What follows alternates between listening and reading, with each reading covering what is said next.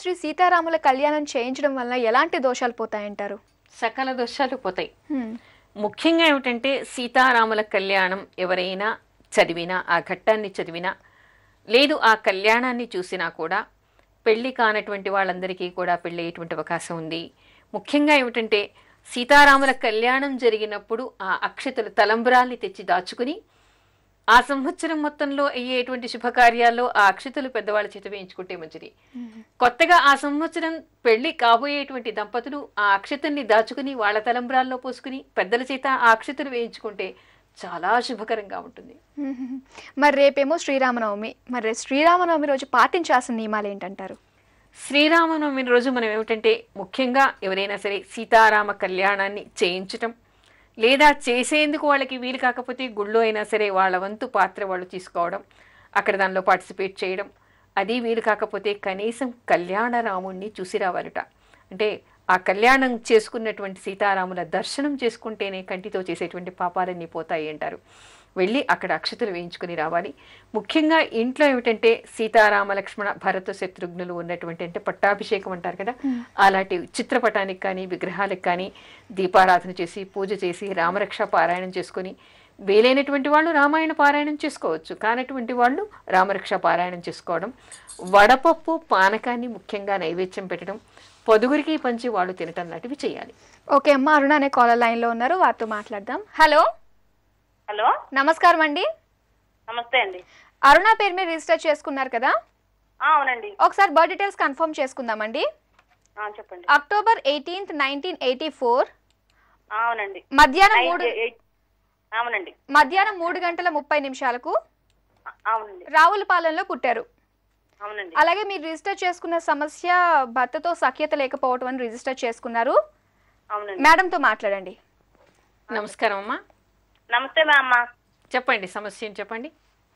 వీళ్ళు సీతారామస్వామి, దుర్గా సీతారామస్వామి, అరుణ అండి. వీళ్ళిద్దరును మా తమ్ముడు మరదలునండి. ఓకే.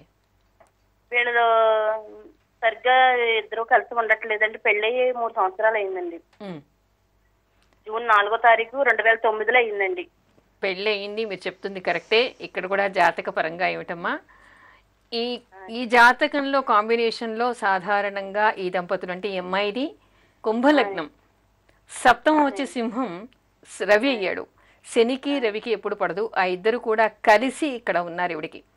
అంటే అలా ఉండటం వల్ల వాళ్ళు ఎట్టి పరిస్థితుల్లో విడిపోయేటువంటి అవకాశాలు ఈ జాతకంలో కనపడటం లేదు. కానీ జీవితాంతం కొద్ది గొప్ప మనస్పర్ధలు వాళ్ళ మధ్యలో ఉంటూనే ఉంటాయి. అనురాగం ఉంటుంది, బాధ్యతలు చేస్తారు, అన్నీ ఉంటాయి. అయినా సరే వాగ్యుద్ధాలు, అభిప్రాయ భేదాలు వీళ్ళ జాతకంలో ఉంటాయి. అందుకే అంటారు సమసప్తకాలు పనికొచ్చినా కూడా ఈ సింహంలోనూ, ఆ తర్వాత అంటే సింహలగ్నం వాళ్ళకి కుంభలగ్నం వాళ్ళకి ఈ ఇద్దరికి ఆపోజిషన్ ఏమిటంటే కొంచెం కష్టతరంగా ఉంటుంది. ఎందుకంటే శనికి రవికి శత్రుత్వం ఉంది కాబట్టి పడదు. ఇద్దరు ఒకే దగ్గర ఉంటే ఎప్పుడు కూడా ఘర్షణలు ఉంటాయి. ఓకే.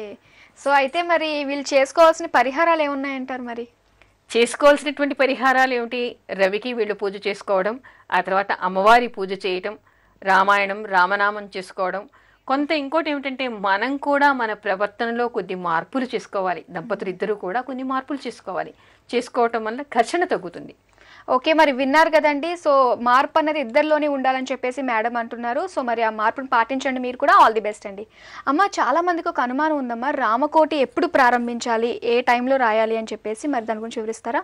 ఇక్కడ రామకోటి ఏ సమయంలో రాయాలి అనేటువంటిది సమస్య కాదు. రామకోటి రామనవరాత్రుల్లో ఉగాది రోజు ప్రారంభించవచ్చు. వాళ్ళ జన్మ నక్షత్రం బాగున్నప్పుడు, వాళ్ళ జాతకం బాగున్నప్పుడు ప్రారంభించవచ్చు.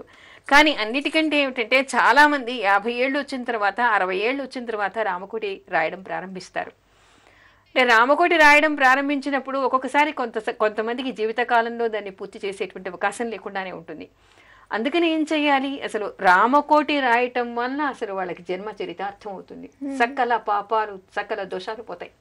పూర్వజన్మ ఉన్నవన్నీ మొత్తం కూడా నల్లిఫై అయిపోతాయి. అంటే వాళ్ళు ఏం చెయ్యాలి? కోటి రాయగలగాలంటే ఏం చెయ్యాలి? వృద్ధాప్యం వచ్చినప్పటికంటే కూడా పసిపిల్లలకి రాయడం, మనకి ఓనమాలు ఎప్పుడు నేర్పిస్తుంటాం, అప్పటి నుంచి కూర్చోబెట్టి పక్కన రామనామాన్ని కూడా రాయిస్తూ ఉండాలి. అక్షరాభ్యాసం అయినప్పటి నుంచి వీళ్ళు మొదలు పెడితే, ఖాళీగా సెలవులు వచ్చాయనుకోండి, పిల్లలకి రాముడి మీద భక్తిని, రామనామం చేసుకోవటం వల్ల ధైర్యం వస్తుందని కథలు చెప్పటం వల్ల వాడికి సెలవులు వచ్చాయంటే ఆటలాడుకున్నా కూడా రోజు 1 గంట రాయండిరా అంటే కాలక్షేపానికైనా రాస్తారు వాళ్ళు. అలా రాస్తూ రాస్తూ రాస్తూ సెలవులు వచ్చినప్పుడల్లా రాయటం, రోజు 1 పేజీ రాయటం అలా చేస్తే వాళ్ళకి యుక్త వయస్సు వచ్చేసరికి రామకోటి పూర్తవుతుంది. వాళ్ళకు ఉండే దోషాలన్నీ పరిహారం అవుతాయి. ఓకే అమ్మ, ఇవాళకి మనకు సమయం కూడా అయిపోయింది. మళ్ళీ మనం నెక్స్ట్ వీక్ మళ్ళీ కలుద్దాం అమ్మా. ఇదే ఇవాళ శుభమస్తు కార్యక్రమం. వచ్చే వారం శుభమస్తు కార్యక్రమంలో మరిన్ని ఆసక్తికరమైన అంశాలతో మళ్ళీ కలుసుకుందాం. అంతవరకు సెలవు, నమస్కారం.